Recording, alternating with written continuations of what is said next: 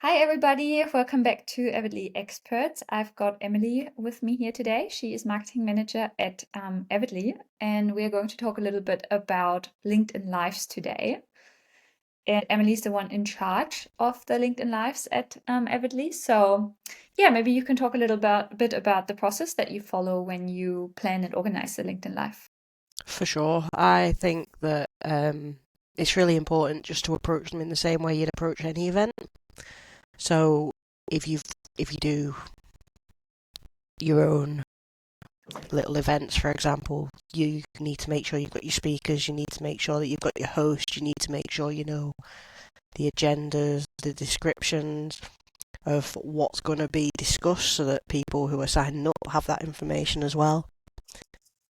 And I think if you've got all of that in place, it's then promoting it in the same way that you would normally do. Obviously, when you're live on LinkedIn, other people are organically going to see that as well, Yeah. which is a nice little boost.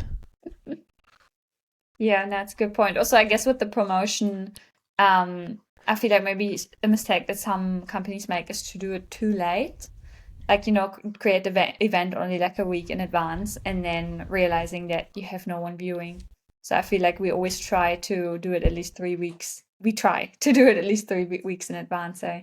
Yeah, there's always going to be times where you need to do something last minute because there's something major happening in the industry, and obviously companies want to be proactive as opposed to react. Well, they'd rather be proactive than reactive, but Yeah. sometimes situations force them to be reactive to a major change in an industry.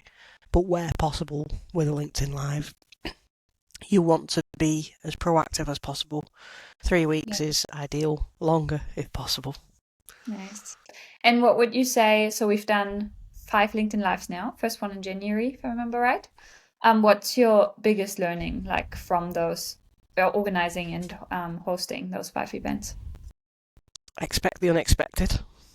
um, yeah, you can get somewhere.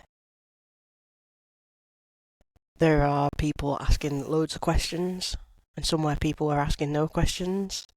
You can have slight technical difficulties making sure you do dry runs in advance of them. It's really important to make sure connection's stable and things like that.